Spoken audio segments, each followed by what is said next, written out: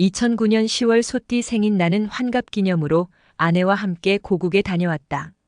당시 한국에서 영어 선생으로 봉사하는 아들과 그가 생활하는 모습을 보려 생업을 잠시 뒤로 하고 고국행 비행기에 올랐다.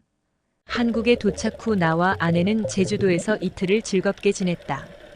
오래전 나는 신혼여행을 제주도가 아닌 설악산으로 갔기 때문에 제주도는 언젠가는 가보려고 숙제로 남겨둔 곳이다. 그곳을 이번 기회에 갈 수 있어서 늦게나마 아내에게 진빚을 갚은 기분이 들었다. 그리고 미국 전역에서 온 같은 교민들과의 만남도 인상적이었다. 우리는 서울에 도착한 후 호텔에 여정을 풀고 아들과 친지들을 만났다. 2주간의 짧은 시간 동안 아내와 나는 쇼핑은 물론 여러 곳을 여행하였다. 여행으로는 청양에서 김치 체험 횡성의 청룡포 그리고 기차 타고 춘천 가기 등을 하였다. 이렇게 고국에서의 꿈 같은 시간을 보내고 다시 밴쿠버에 돌아온 후 한동안 내 마음속에서 잊혀지지 않는 춘천에서의 기억이 있었다. 춘천은 북한강과 소양강이 만나는 도시이며 더욱이 의암댐이 생긴 후에 강물이 호수가 되어 아름다움을 지닌 천혜의 호반도시가 된 곳이다. 30여 년 전 당시 22살의 아가씨와 함께 춘천행 기치에 올라 달리는 기차 속에서 차창 밖에 흐르는 북한강 강물과 아름다운 경치를 보며 청혼을 하여 결혼할 수 있었던 곳이 춘천이었다. 특히 군대 시절 소양강가에서 훈련을 받는 중에 우리의 군가는 소양강 처녀였으며 이 노래를 목이 터지도록 부른 생각이 떠올라 내 입에서 소양강 처녀 노랫가락이 흘러나왔다.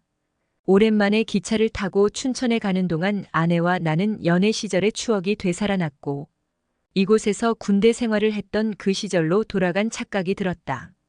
마치 군대에서 휴가 나와 귀대하는 그때의 심정이 문득 떠오르기도 하였다. 그리고 기차가 강촌을 지나가는데 어쩌면 곧 헌병들의 검문 검색이 있을 것 같은 생각이 들었다.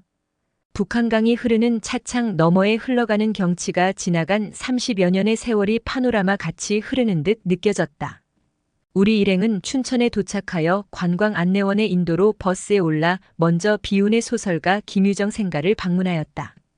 그곳에서 문화해설을 듣고 점심으로 춘천 닭갈비를 먹으러 식당으로 가는데 마침 그곳이 내가 근무했던 부대 앞이었다. 그러나 군부대는 온데간데 흔적조차 없어지고 관광지로 변해 있었다. 40여 년의 지난 세월 속에 그만큼이나 알아볼 수 있는 것도 춘천이라 가능하다 생각되었다. 우리의 오후 일정은 소양댐 방문이었다. 소양강을 따라 댐으로 가는 길에 관광 안내원의 댐 건설에 관한 설명이 있었다. 즉 고 박정희 대통령과 고 정주영 회장과의 알려지지 않았던 비화와 당시의 사실들을 감동적으로 자랑스럽게 이야기하는데 그 순간 나는 참을 수 없는 감정이 솟구쳐 올랐다. 나는 안내원을 향해 손을 들어 저 한 말씀 드려도 되나요 하였다. 그러자 안내원은 네 하실 말씀이 계시다고요 하며 마이크를 내게 건네주었다. 나는 그녀를 대신하여 마이크를 잡고 저는 카나다 밴쿠버에서 온 교민 김희온입니다.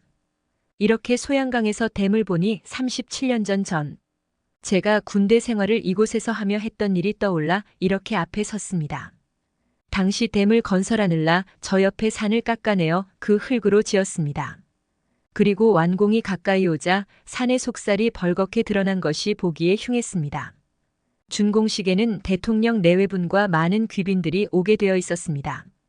그때 흉한 속살을 메꾸는 일을 우리 군이 하였습니다. 당시 우리 군인들은 그 산을 잔디로 메우느라 몇 달이나 춘천 근처에서 잔디를 수없이 떠서 날랐습니다. 나중에는 그 잔디도 모자라 남의 묘 앞에 때까지 떠와도 다 메꿀 수 없어 나중에는 할 수 없이 보리를 심었습니다. 그 보리는 일주일 만에 푸르른 잔디처럼 되었습니다. 당시 북한의 군사력이 우리 남한보다 더 강력했습니다. 그런 북의 군대가 쳐내려올까봐 댐의 옆산 꼭대기에 고사포 진지를 구축하느라 큰 돌을 등에 메고 산 꼭대기까지 오르느라 죽을 뻔했습니다. 돌을 지고 올라가서 손에 도장 받고 내려와서 또 돌을 등에 지고 올라갔습니다. 오늘 30여 년 만에 이곳에 다시 와보니 그때 일이 떠올라 여러분들에게 말씀드립니다. 하며 내가 말을 마치자 당시 태어나지도 않았을 춘천 출신인 젊은 안내원이 여러분 바로 이분이 과거 이렇게 고생하시며 만든 소양댐이며 이분이 증인이십니다. 우리 모두 이분에게 뜨거운 박수를 보냅시다 하며 말하자 버스 안에 있던 사람들이 모두 나에게 박수를 쳐주었다. 나는 감사합니다 하며 인사를 드리고 자리에 앉았다. 그때 나는 형언할 수 없는 벅찬 가슴에 얼굴이 붉어졌다. 그러나 순간 나는 다른 생각이 떠올랐다. 나의 군대 생활은 그래도 휴전 이후 오랫동안 평화시대에 하였지만 6.25 전쟁 때 수많은 조국의 젊은 청년들은 물론 외국의 젊은이들까지 군인이 되어 그 많은 전투 속에서 피를 흘려가며 지켜낸 우리 조국 땅이 아닌가 하는 생각을 하니 나의 군대 시절 고생은 비교조차 할 수 없었다. 또한 100년 전 조국이 일본의 손에 넘어가고 나라 빼앗긴 우리의 선조들은 독립을 위하여 목숨을 바치고 희생하였던 분들이 얼마나 많은지 상상할 수조차 없는 일이 아닌가. 그리고 오늘날 우리 대한민국 번영을 이루어 세계적인 국가로 발돋움할 수 있었던 것 역시 셀 수 없이 많은 사람들의 희생 어린 피와 눈물의 대가였음을 생각할 때 그들의 공로를 잊어서는 안 되고 또 잊을 수 없다. 춘천에서의 예기치 못한 일로 인해 내가 40여 년을 넘게 살아왔던 고국에서의 경험들이 내 기억 속에서 다시 생생하게 살아났고 그동안 외국에서 살아가느라 정말 조국을 위해 희생한 분들에 대한 고마움을 잊고 지냈던 내 자신이 부끄러웠다. 다시 한번 그분들의 고귀한 헌신과 희생 앞에 머리 숙여 경의를 표한다.